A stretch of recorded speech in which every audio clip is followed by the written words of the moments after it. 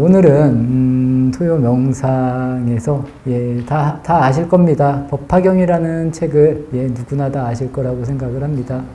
길게 말하면 묘법연화경이라고도 이야기를 하고 줄여서 법화경이라고 이렇게 이야기를 하는데, 이 법화경에 나오는 7가지 비유에 대해서 오늘부터 시작을 해서 꾸준히 이렇게 진행을 하도록 하겠습니다.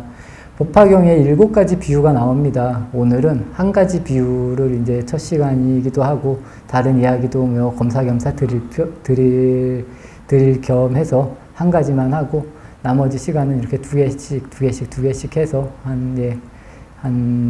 오늘 빼고 한 4주 정도면은 이 법화경에 나오는 7가지 비유라고 해서 법화칠유라고도 합니다. 그래서 이 7가지 비유 중에 첫 번째 나오는 비유가 이제 화택, 이제 집에 불이 난 그런 비유. 두 번째가 장자, 궁자라는 그런 비유가 있고, 세 번째는 이제 약초의 비유를 한 그런 부분이 있습니다.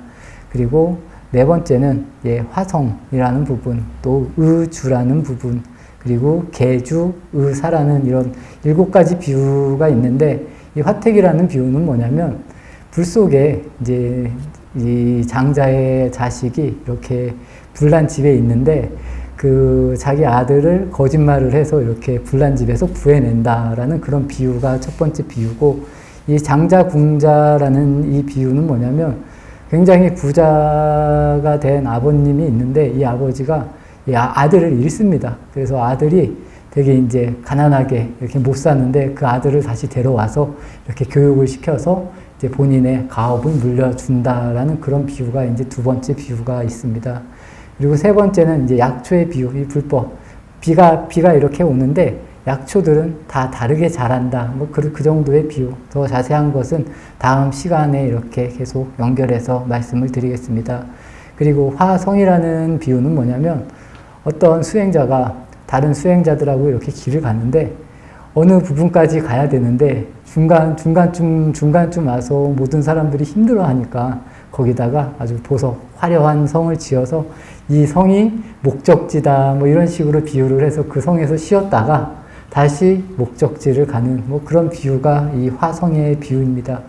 그리고 이 의주라는 것은 말 그대로 옷 속의 구슬이라는 그런 내용의 비유입니다. 그래서 어떤 부자 친구가, 가난한 자기 친구가 왔는데, 같이 밤에 술 한잔하고 이렇게 친구가 자는데, 몰래 친구 옷에다가 이 보석 구슬을 이렇게 바느질해서 넣어놨다는 겁니다. 그런 비유. 근데 이 친구는 그것을 알지 못하고 계속 가난하게 살았다. 그런 비유가 이제 의주에 대한 그 비유고, 이 계주라는 것은 뭐냐면, 전륜성왕이 나라를 이렇게 통일을 했다는 겁니다. 나라를 통일을 하고 사람들에게 이렇게 이제 통일을 했으니까 선물이라고 하면 이제 그 공로에 따라서 이렇게 상을 주는데, 자기 머릿속에 감춰진 이 구슬을 주지 않았다. 그런 비유. 그래서 마지막 사람에게는 이 구슬을 줬다라는 그런 비유가 있고, 마지막에 나오는 비유가 이 의사.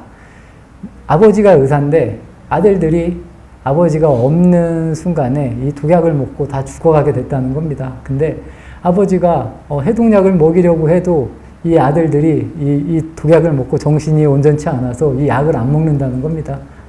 그런 비유. 자세하게는 다음 이제 마지막 시간쯤 돼서 이 의사에 대한 비유를 할 텐데, 그렇게 해서 이 법화경에서 제시가 된 7가지 비유가 있습니다. 이 법화경에서 나오는 이런 비유들이 뭐냐? 사람마다 다 제각각 다르다는 겁니다. 그래서 부처님은 이 방편이라는 이 비유라는 부분, 이 방편이라는 부분을 써서 사람들에게 끊임없이 이 부처의 길에 들어오게끔 이렇게 만드는 법을 설하셨다는 겁니다. 이 법화경에서 가장 중요하게 말하는 것 중에 하나가 회삼귀일이라는 말이 있습니다. 그래서 쉽게 말씀을 드리면, 셋을 모아서 하나로 돌아간다라는 그런 뜻도 되고, 셋을 이용해서 하나로 돌아가게 만든다는, 제가 부처님 생애에서 이번 주 부처님 생애에서 부처님이 제자들을 받을 때 모든 강물이 바다로 들어가는 것과 똑같다라고 생각을 하시면 좋습니다. 바다는 맛이 다 같다는 겁니다. 부처님 법은 다 같은데 사람마다 다 다르기 때문에 이 아까 지금 제가 말씀 회삼귀일 뭐 여러 가지 방편을 써서 한 가지로 돌아오게 만든다는 겁니다. 이게 어찌 보면 법화경에서 말하는 가장 중요한 핵심의 이야기가 아닐까 싶습니다. 그래서 여기서 나오는 이 7가지 비유들도 뭐 이 내용이 조금씩 다른 거지 크게 보면 다 비슷한 내용이라는 겁니다. 부처님이 이 중생들을 제도하는 모습을 이렇게 비유적으로 나타냈다라고 이해를 하시면 좋을 것 같습니다.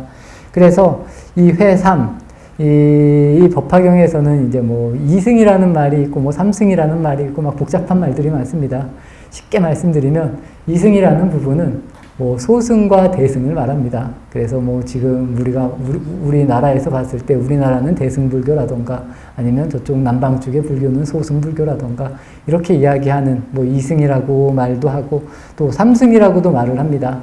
이 삼승은 뭐냐면 뭐 성문, 연각, 이제 보살승을 이야기를 합니다. 그래서 이 성문이라는 것, 연각이라는 것, 보살승을 통해서 우리가 진정한 깨달음의 길을 이렇게 오게끔 만들어준다라는 의미, 이 의미를 잘 그냥 이해하시면 좋을 것 같습니다. 이 부처님께서는 그리고 우리는 여러 가지 방편을 스스로가 공부를 해서라도 이 본연의 길에 돌아가야 된다라는 이런 의미라고 이렇게 이해를 하시면 좋지 않을까 싶습니다. 그래서 이 부처님 그리고 이 법화경에서 보면 이 7가지 비유가 제가 계속 이야기하는 것과 같이 여러 가지 방편은 굉장히 많다. 이 방편 중에서 나에게 맞는 길을 내가 잘 갖고 진정한 깨달음을 그리고 깨달음의 길 아니면 깨달음의 세계에 가기 위해서 우리가 스스로 노력을 해야 된다라는 그런 부분에 대해서 오늘 말씀드리겠습니다. 첫 번째 비유가 화택의 비유라고 제가 말씀을 드렸습니다.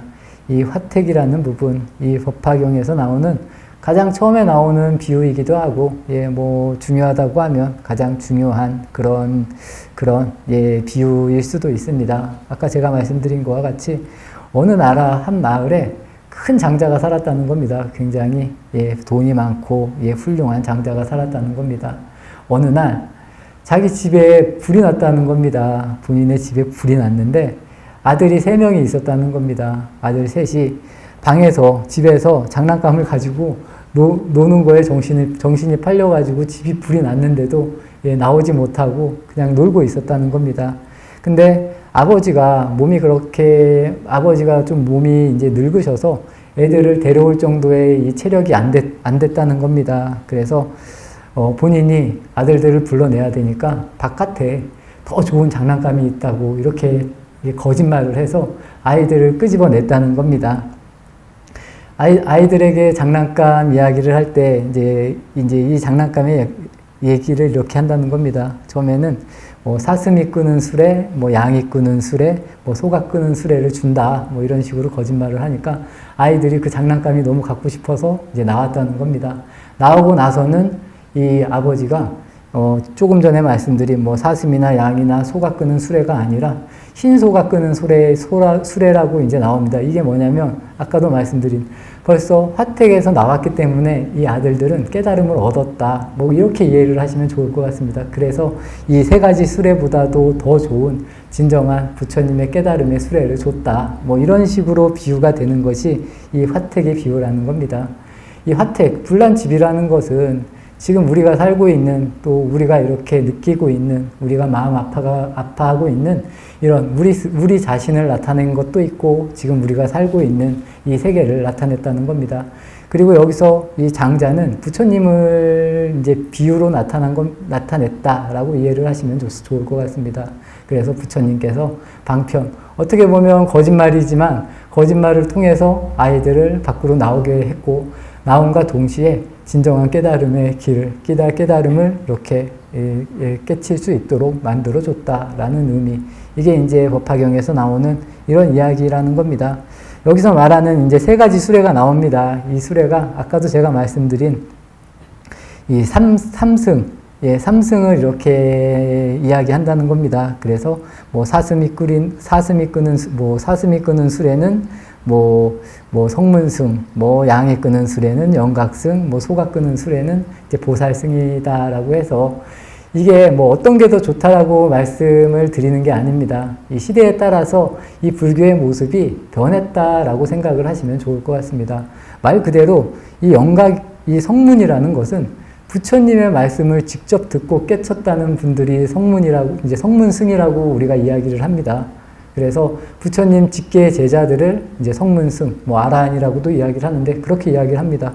그리고 이제 두 번째 아까 말씀드린 영각승 같은 경우는 스스로의 인연으로 깨치신 분들을 이야기를 합니다. 우리가 뭐 독성이라고도 이렇게 부를 수도 있고 스스로 공부해서 깨달은 분들을 이렇게 영각이라고 합니다.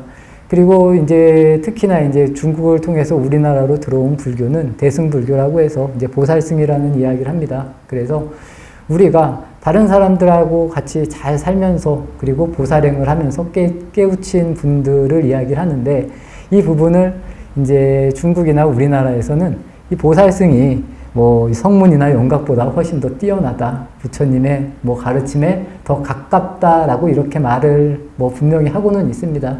하지만 제가 아까 이야기한 것과 같이 성문, 영각, 보살 다 같은 비슷한 모습이다라고 그냥 이렇게 이해를 해주시면 좋을 것 같습니다. 그리고 시대에 따라서 우리가 보살승을 더 이렇게 크게 생각하던 시대에는 당연히 이 보살승이 더 대단한 거라고 말할 수밖에 없었다는 겁니다. 예를 들면 예전에는 그런 이야기를 참 많이 했습니다. 이 화두를 들 때 가나손이 뭐 공부하는데 최고다 이런 이야기를 많이 했습니다. 하지만 요새는 제 개인적인 생각으로는 여러 가지 수행법을 내가 어떻게 받아들이고 하느냐가 더 중요한 것 같습니다. 그리고 이런 부분은 그 시대에도 저는 마찬가지였을 것 같습니다. 부처님이 계신 당시에라도 스스로가 노력을 안 하면 아무리 부처님이 이야기를 해줘도 저는 분명히 깨닫지 못하는 분들이 많았지 않았을까라고 이렇게 말씀을 드리고 싶습니다. 왜냐하면 부처님 제세 시에도 이 인간계는 끊임없는 전쟁도 있었고 질투도 시기도 끊임없이 일어났다는 겁니다. 그래서 더 중요한 것은 우리가 어떻게 이런 부분들 그리고 나에게 맞는 수행법이나 내가 얼마만큼 타인과 아니면 내 스스로에게 잘 살 수 있는 그런 방법을 그런 길을 찾아가는 게 저는 훨씬 더 의미가 있지 않을까라는 생각을 합니다. 그러다 보면 여기서 말한 내가 불타는 집에 이렇게 있는데 누군가가 거짓말 해주는 걸로 그런 계기로 인해서 내가 깨달을 수도 있다. 이런 이야기를 이 법화경이나 여러 가지 경전에서 계속 이야기를 하고 있습니다. 특히나 이제 법화경을 보면 또 굉장히 중요한 이야기 중에 하나가 계시오입이라는 이야기가 있습니다. 한자로 그냥 계시오입인데 첫 번째 계자는 뭐냐면 문을 여는 겁니다. 문을 연다는 겁니다. 제가 이야기를 드리면 저 문을 손으로 연다는 겁니다. 시라는 건 뭐냐면 보여준다는 겁니다. 문을 열고 보여준다는 겁니다. 법을 부처님께서는. 그리고 오라는 것은 말 그대로 깨달음을 보여주신 거고 또 입이라는 것은 깨달음에 들게 한다는 겁니다. 그래서 계시오입이라는 말이 법화경에 보면 굉장히 많이 나옵니다. 이 계시오입이라는 것이. 그래서 우리가 이런 글자 하나하나만 가지고도 이 부처님이라는 분이 그리고 아니면 선지식이라는 분들이 끊임없이 계속 우리에게 문을 열어주고 보여주고 있다는 겁니다. 그리고 깨달음에 들게 하려고 노력을 한다는 겁니다.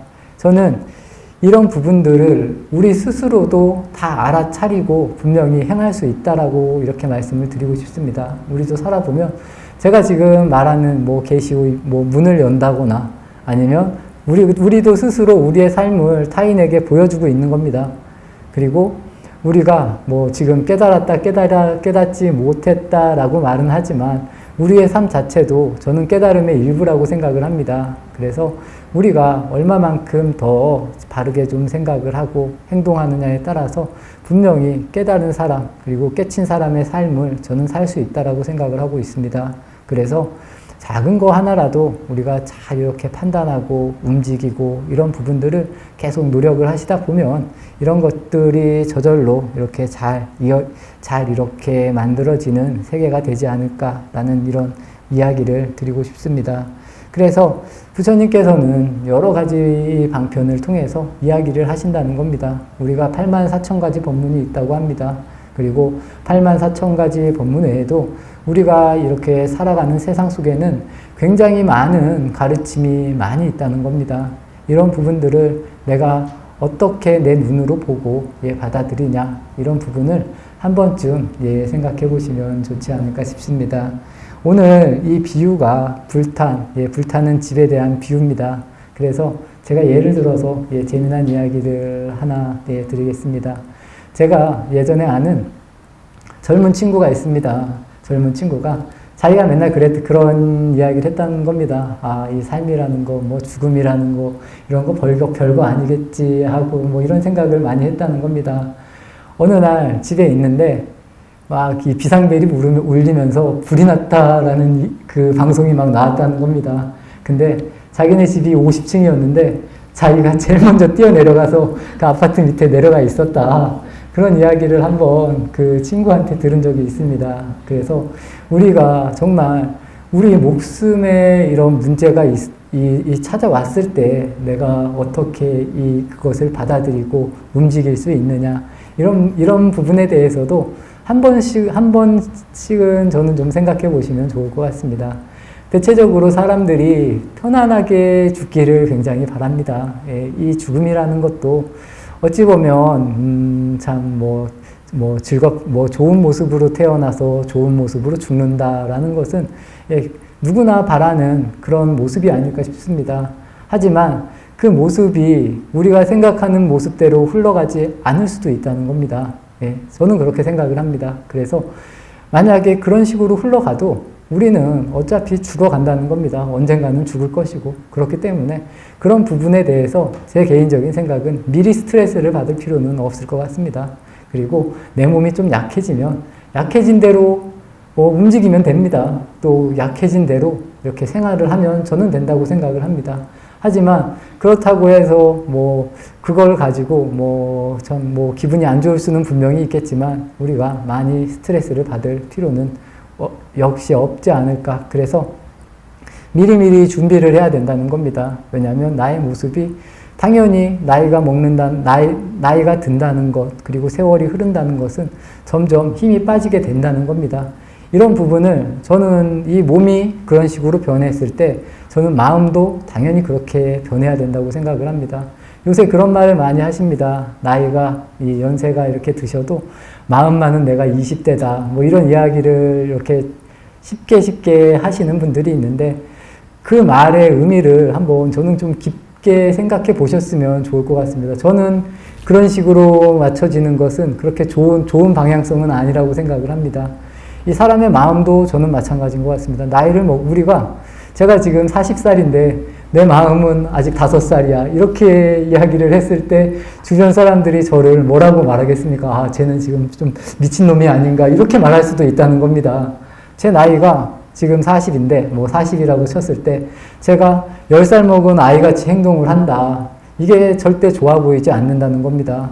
그래서 정말로 80살, 70살, 90살 된 이렇게 노인의 모습을 하신 분들은 생각도, 마음도 그런 마음으로 저는 이렇게 비슷하게 가야지 본인에게 상처가 적다는 겁니다. 이거는 저는 분명한 이치인 것 같습니다. 우리가 자연의 이치 속에서 우리는 살아갑니다. 근데 우리가 20대 때는 잘 움직이는 게 당연합니다. 그러면 20대에 맞는 생각을 하는 게 당연하다는 겁니다.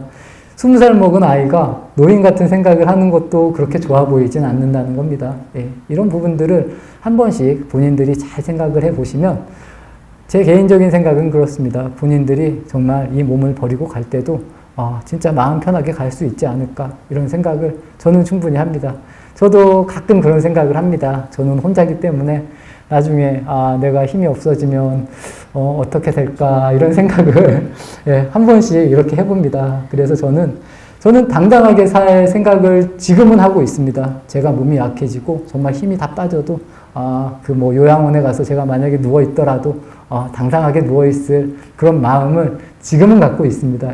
그게 이제 때가 그때 딱 돼 봐야지 더 명확히 알겠지만 한 번쯤 이렇게 스스로를 생각해 보는 시간들을 갖는 건 저는 중요하다고 생각을 합니다.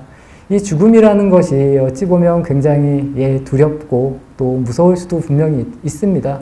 하지만 역으로 잘 받아들이면 아, 이 죽음이라는 것도 별거 아니구나 라고 느끼실 때가 분명히 온다는 겁니다. 왜냐하면 우리는 매일매일 죽기도 하지만 매일매일 살아나기도 한다는 겁니다. 우리 인생이 평생 그렇게 지금 연결이 되고 있습니다. 이 생사라는 부분이 쉽게 말해서 우리 뭐 경전에 보면 이 구름이 이렇게 모였다가 흩어지는 게 생사다 뭐 이런 이야기를 합니다. 우리가 생각이 한번 일어났다가 없어지는 것도 어찌 보면 생사의 일부라는 겁니다. 예를 들어서 말씀을 드리면 우리가 어릴 때 굉장히 좋아하던 게 있었을 수가 있습니다. 누구나 본인이 어릴 때 굉장히 소중하다고 느꼈던 무언가가 있을 수 있습니다. 그 소중한 게 지금까지 소중한 사람들은 저는 별로 없을 거라고 생각을 합니다. 이 자체도 우리 생각이 일어났다가 없어진 겁니다. 예, 어찌 보면 살아났다가 죽었다 이렇게 이해를 하셔도 좋지 않을까라는 생각입니다. 이 생사라는 게 그렇다는 겁니다. 이 몸도 충분히 그렇게 우리가 만들 수 있다는 겁니다. 왜냐하면 우리는 늘 생각을 그렇게 해왔기 때문에 우리가 기억이라는 것도 마찬가지입니다. 기억이 어릴 때 기억을 진짜 세세하게 다 갖고 있는 사람은 별로 없을 거라고 저는 생각합니다. 저 역시도 마찬가지고 저는 개인적으로 말하면 초등학교 때 생각도 잘 안 납니다. 어쩔 때는 내가 초등학교 때 뭘 했지라고 이렇게 생각을 해보면 분명히 기억에 남는 이런 부분들이 없는 건 아니지만 예. 저는 그 시대에 거의 뭐 없었다라고 생각할 정도로 이 생과 사에 대해서 별로 이 집착이 없는 그런 모습인 것 같습니다. 그냥 지금은 늘 살기 때문에 지금 이 곳에서 그리고 지금 이 순간만큼은 잘 이렇게 잡고 가는데 만약에 제가 내일 돼서 어제 일을 생각한다고 했을 때 어제 일도 그렇게 깊게 생각하기 잘 이렇게 기억이 나는 편은 좀 아닌 것 같습니다. 그래서 그만큼 이 생각이라는 부분도 그렇고 행동이라는 것도 그렇고 끊임없는 생사의 연속이라는 겁니다. 일어났다가 없어지고 일어났다가 없어지고 이게 지금 우리가 살아가는 모습이라는 겁니다. 그렇기 때문에 저는 죽음이라는 것도 그렇고 생이라는 것도 그렇고 그리고 여기 계신 분들 중에서 본인이 내가 태어날 때의 기억을 명확하게 가지고 있는 분들은 저는 몇 명 없을 거라고 생각을 합니다. 가끔 그런 분들이 있습니다. 어릴 때 엄마의 뱃속에서 나오는 기억을 가지고 있는 사람들이 없는 건 아닙니다.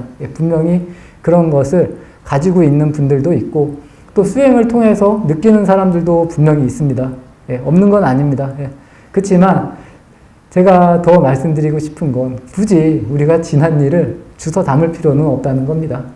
이런 부분들이 훨씬 더 중요하다. 하지만 그런 것도 가능은 하다라고 이야기는 드립니다. 수행을 하다 보면 그럴 수도 있고 정말로 이 정신이 맑은 사람들은 엄마한테 태어날 때의 기억도 가지고 있는 분들이 분명히 있습니다. 이 부분이 뭐냐면 아까도 말한 부처님이 8만 4천 가지 방편을 쓰는 것과 똑같다고 이해를 하시면 좋을 것 같습니다. 이게 더 좋다, 나쁘다 말하는 것이 아니라 사람들마다 각자 다 다른 성향들이 있다는 겁니다. 그래서 우리가 뭐 운동을 더 잘하는 사람이 있을 수도 있고 머리가 더 좋은 사람이 있을 수도 있고 여러 부류의 사람들이 있다는 겁니다. 하지만 깨달음의 세계는 한 곳으로 한 맛으로 통한다. 뭐 이렇게 정도 이해를 해주시면 좋지 않을까 라고 말씀을 드립니다.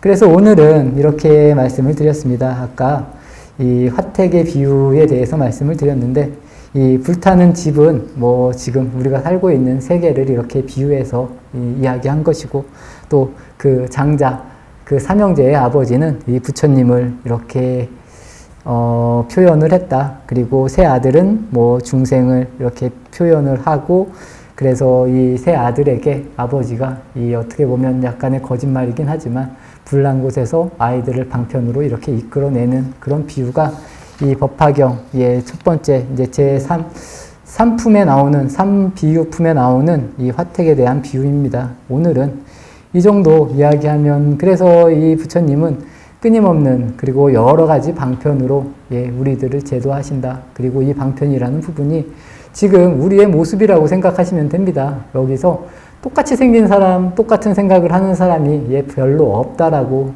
그리고 그런 식으로 느끼시면 될 것 같습니다. 그래서 그런 우리가 여러 가지 방편을 통해서라도 아니면 서로 다른 삶을 살면서라도 우리도 스스로 다 부처가 될 수 있다. 이 정도로 이해를 하시면 이 법화경에서 말하는 그런 이 비유 그리고 방편과 방편을 통한 깨달음에 이르는 길에 대한 설명이 충분하지 않을까라는 생각입니다. 그래서 더 중요한 점은 내가 어떻게 바라보고 사느냐입니다. 아까 계시오입이란 이야기를 했습니다. 분명히 우리는 문은 다 열려져 있다라고 저는 생각을 합니다. 그리고 늘 보여지고 있다는 겁니다. 우리에게. 그리고 우리에게 이 깨달음에 들어갈 수 있는 방법도 저는 분명히 알고 있다라고 생각을 합니다. 그래서 스스로의 노력을 통해서 깨달음에 이를 수 있는 그런 도반님들이 되시길 진심으로 바라면서 오늘 토요 영상 마치도록 하겠습니다.